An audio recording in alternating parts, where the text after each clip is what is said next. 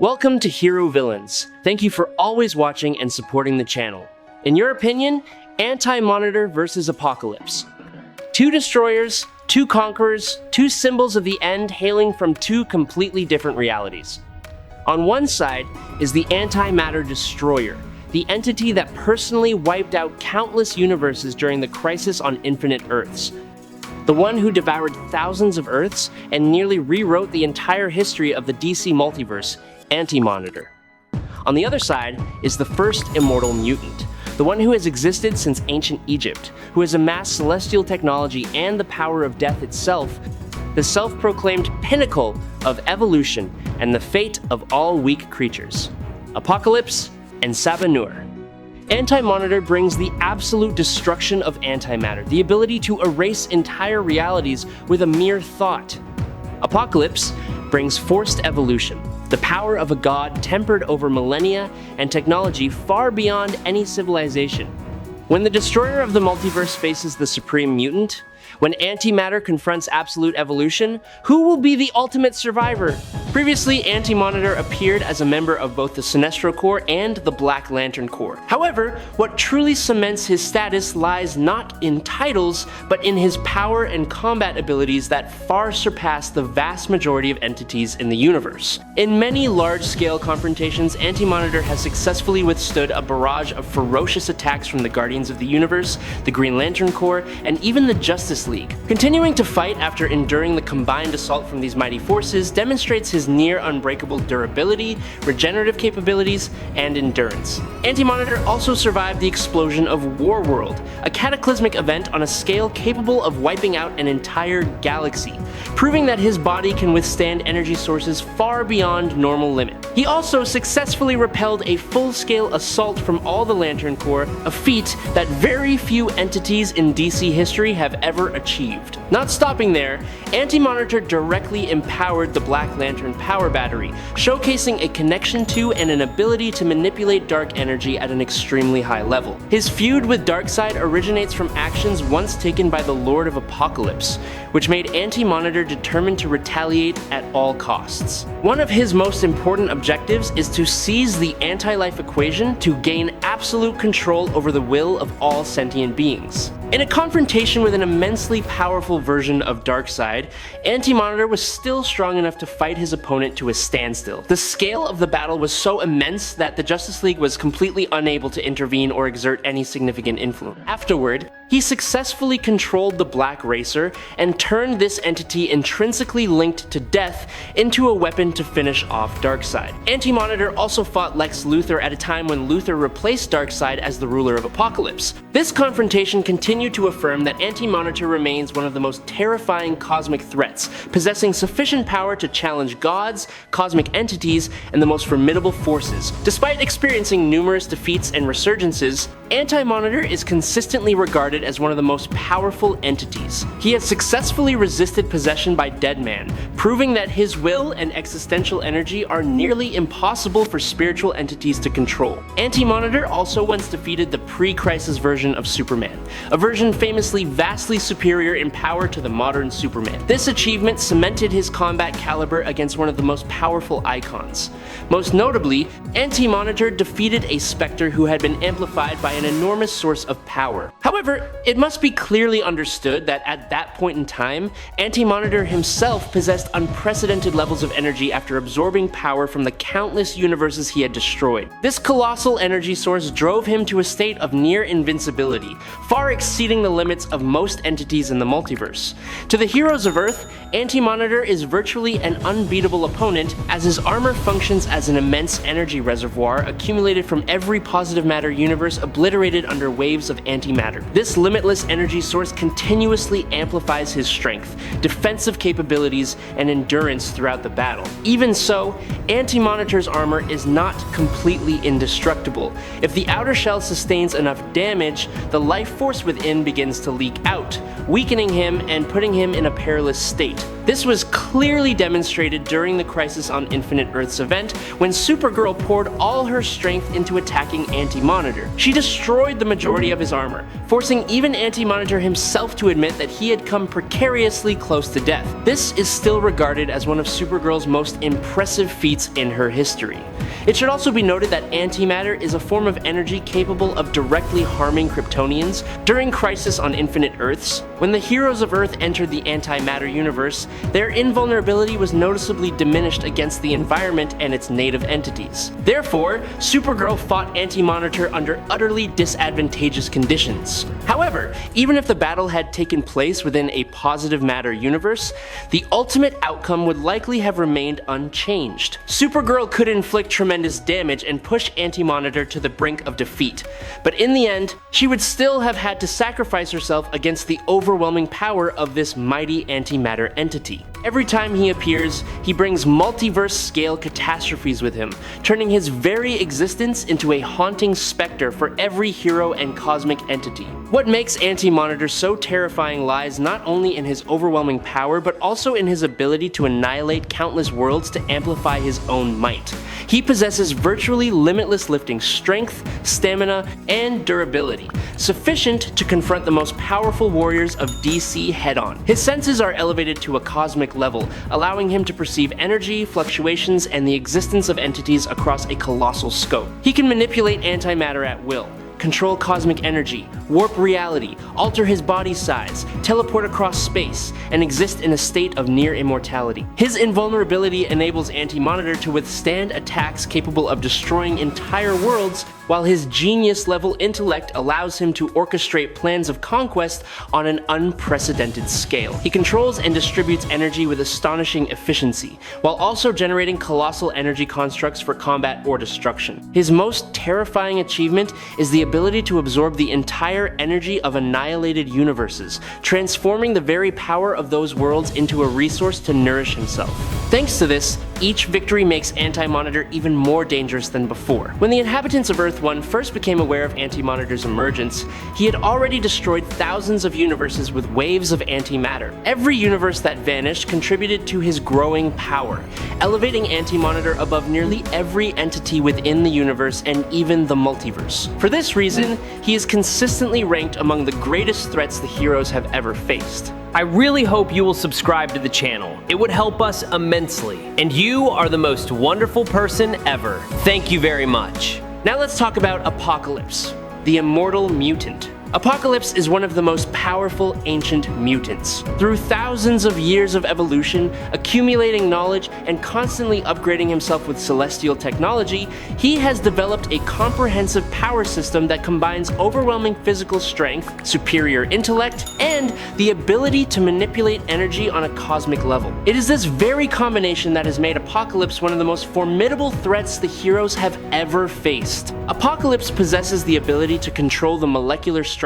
of his own body, allowing him to alter his form, increase his size, enhance his strength, or restructure his body to adapt to any situation. He has superhuman strength along with speed, stamina, durability, reflexes, agility, and resilience, far exceeding the vast majority of other mutants. His extremely rapid healing factor enables him to regenerate from severe injuries in a short time, while his near absolute durability allows him to withstand attacks capable of destroying an entire city and still continue fighting. Apocalypse also possesses a genius-level intellect accumulated over millennia. He is proficient in countless fields of science, technology, and strategy, while also having the ability to manipulate matter, control energy, command molecular structures, and harness cosmic energy sources to amplify his power. Apocalypse can fly, is virtually immortal, possesses an invulnerable body, and continuously self-regenerates even after suffering catastrophic damage. Beyond his combat abilities, Apocalypse can access the astral plane, perform astral projection, and utilize telepathy, empathy, telekinesis, and wide-range teleportation. He has the capacity for precognition under certain circumstances, is fluent in every language, and easily communicates with various races across the universe. One of Apocalypse's most dangerous abilities is the power to enhance the strength of other mutants, transfer his consciousness into a new body to prolong his existence, and simultaneously absorb, manipulate, or seize the powers of other mutants as well as mighty cosmic entities. It is this diversity in his power system, combined with combat experience accumulated over thousands of years. En Sabah Nur has existed for more than 5,000 years. Although he has always claimed to be the most ancient mutant in history, there still exist mutants with even greater longevity. These mutants from the earliest era are known as Externals, sometimes referred to by the title High Lords. A prime example is Selene Gallio, the Black Queen of the Externals and the Hellfire Club, who is believed to have lived for over 17,000 years. Selene has witnessed the fall of Atlantis, lived through the era of the Roman Empire, and existed throughout many of humanity's great civilizations. Nevertheless, Apocalypse remains one of the most powerful and profoundly influential representatives of the ancient mutant generation. During the era of ancient Egypt, En Sabah Nur swiftly asserted his dominance through his overwhelming power. His campaigns of conquest swept through many cities and spread terror across the land.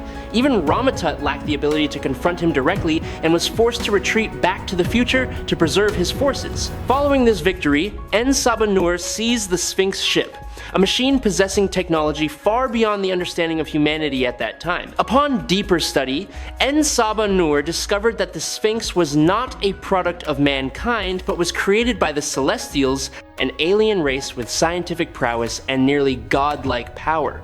This discovery completely transformed his vision of evolution and the destiny of mutant kind. Apocalypse and his bloodline continued to dominate Egypt for a long period. Apocalypse gathered his loyal followers and established the force of the Four Horsemen and the Dark Riders, warriors absolutely devoted to the doctrine of survival of the fittest.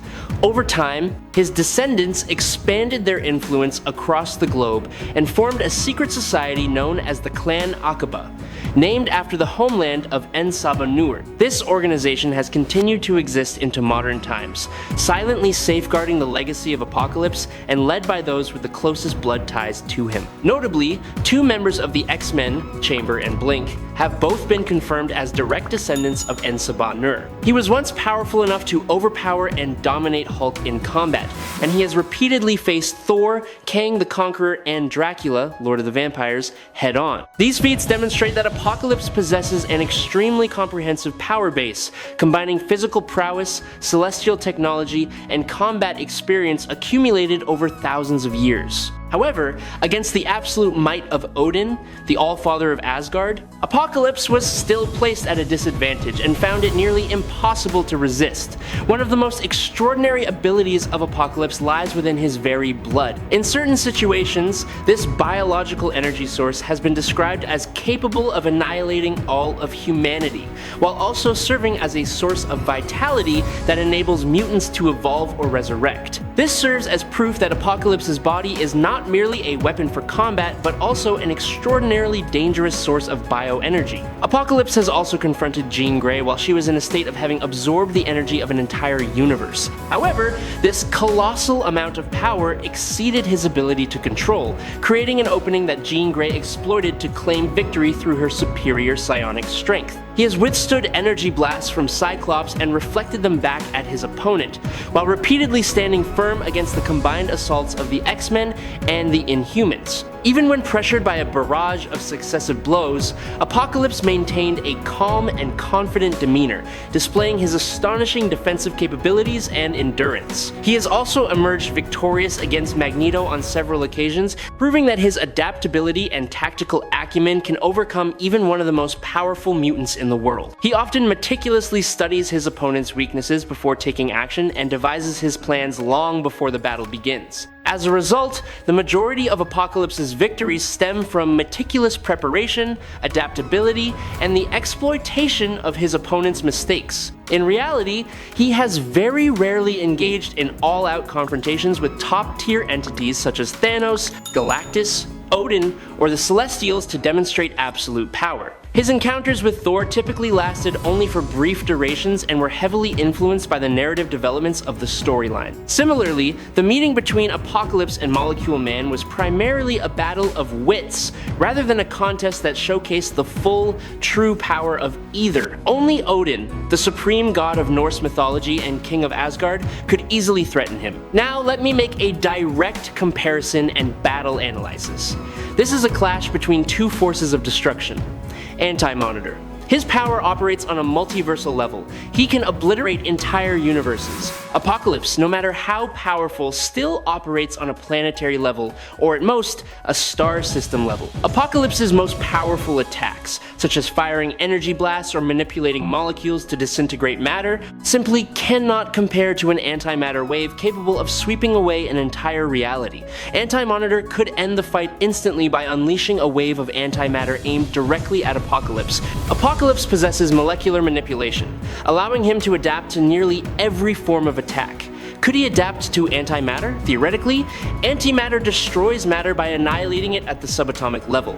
However, Apocalypse has demonstrated that he can control his body at the molecular level and even transform it into pure energy. He could, in the moment of facing the antimatter wave, transform his body into a form of energy unaffected by matter-antimatter annihilation. Or, he could use his knowledge of celestial technology to create an energy shield capable of deflecting or absorbing antimatter. This is a possibility we cannot rule out.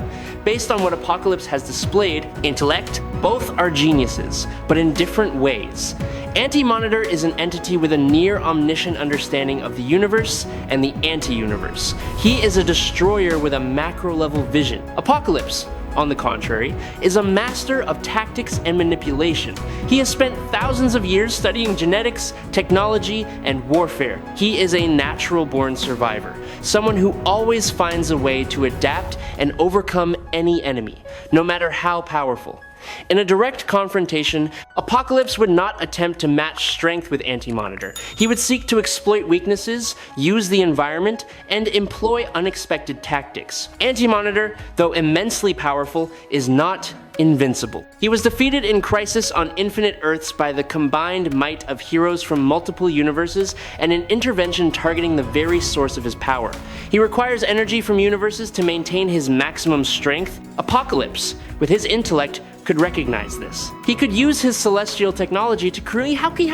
Even though Anti-Monitor is a cosmic entity, he still possesses consciousness, and Apocalypse is one of the most powerful psionic entities in Marvel. A psychic assault could distract Anti-Monitor long enough for Apocalypse to launch a counterattack. Combat. The battle would begin with Anti-Monitor, with the arrogance of a cosmic destroyer, immediately unleashing a wave of antimatter to finish off Apocalypse. Apocalypse, having anticipated this, would use his molecular manipulation to transform his body into an energy state that remains unaffected or teleport instantaneously out of the attack range. Realizing that a direct assault is ineffective, Anti-Monitor would begin to shift tactics, concentrating his antimatter power into narrower, more precise beam. Apocalypse would continuously adapt, morphing his body to evade and withstand the onslaught, while simultaneously using celestial technology to return fire.